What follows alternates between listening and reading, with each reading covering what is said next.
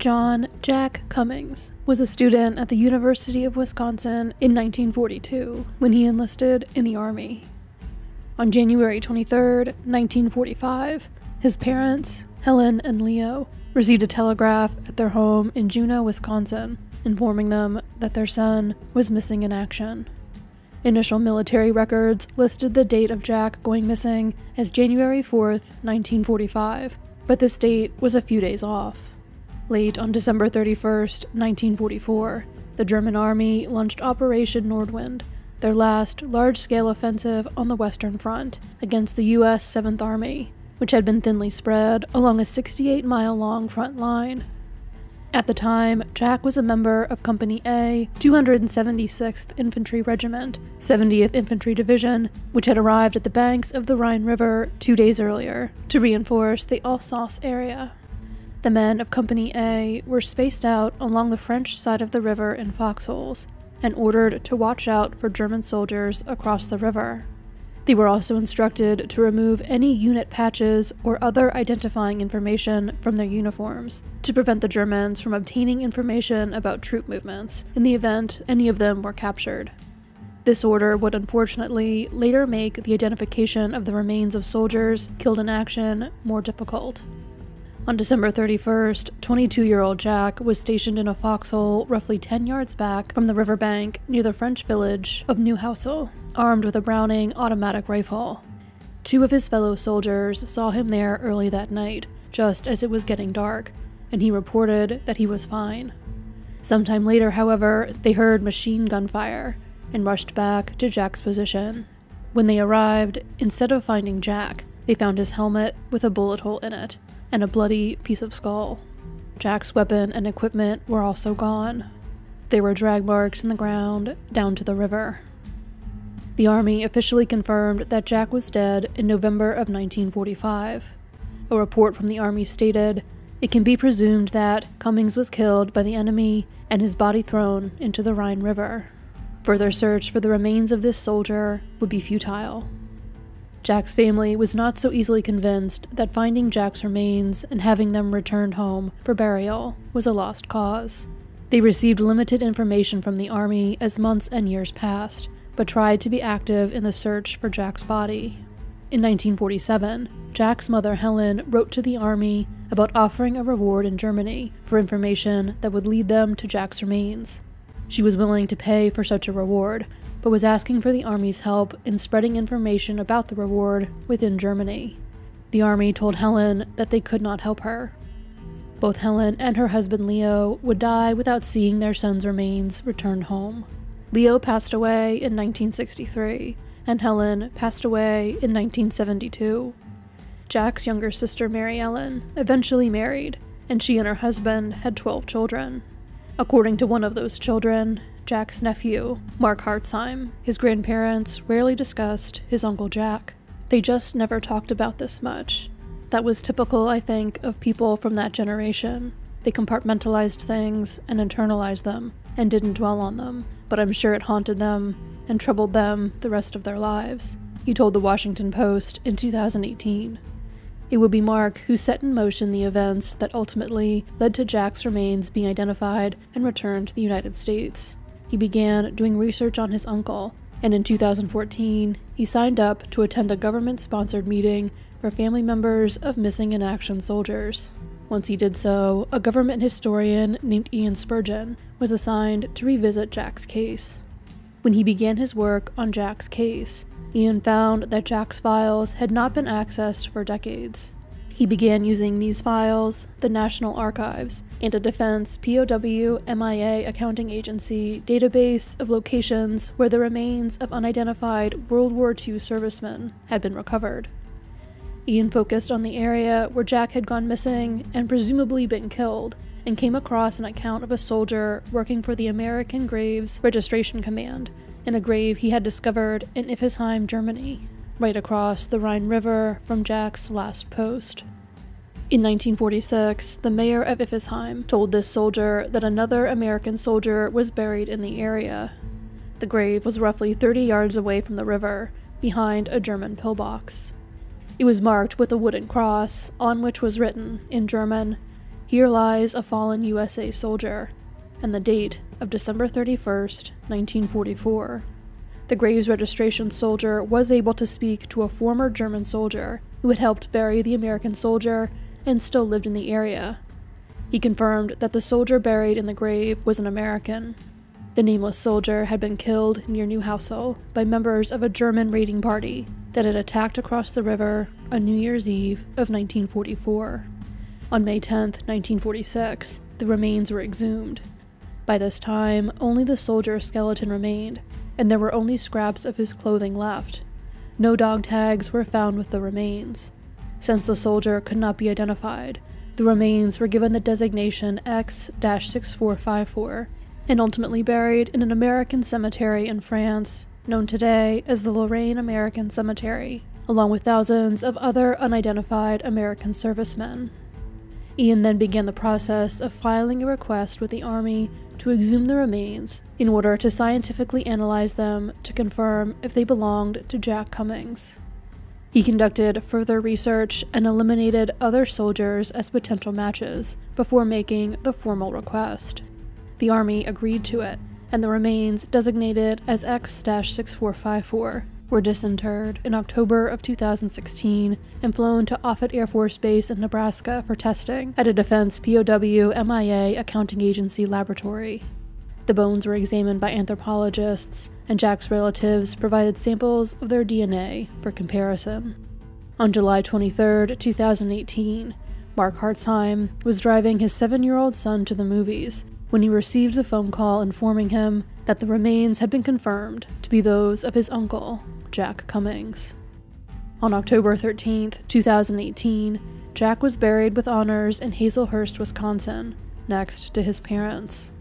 His sister, Mary Ellen, who was just 17 years old when her brother was killed, was still alive at age 91 to see her brother finally return home.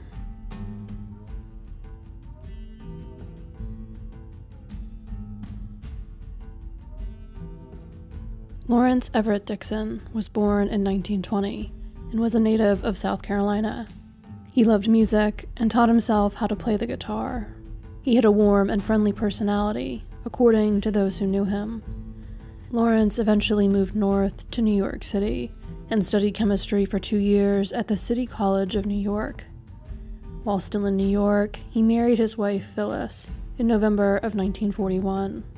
The following July, the couple welcomed their daughter Marla. When World War II broke out, Lawrence joined the Army Air Forces and became one of 900 African-American pilots who trained at the segregated Tuskegee Army Airfield in Alabama. He graduated from flight training on March 25, 1943, in Class 43C. That December, he became one of 400 Tuskegee airmen who flew overseas during the war, when he deployed to Italy with the 100th Fighter Squadron. In the following year, he flew over 60 missions and was awarded the Distinguished Flying Cross.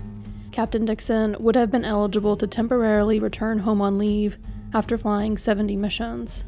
At the time, white pilots received their leave after flying 50 missions.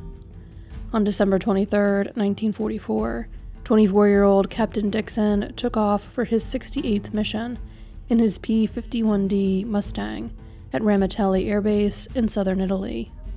He was flying to Nazi-occupied Prague, leading a 3-plane escort of an unarmed photo reconnaissance plane. Approximately an hour into their flight, Captain Dickson radioed the other planes that he was having engine problems and his plane was losing speed. His 2 wingmen remained behind with him, while the reconnaissance plane sped on. They stayed with Captain Dickson's plane as he turned around, trying to head back to base.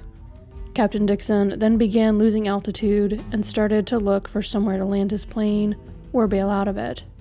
Ultimately, he had to jettison the canopy of his cockpit and bail out of the aircraft.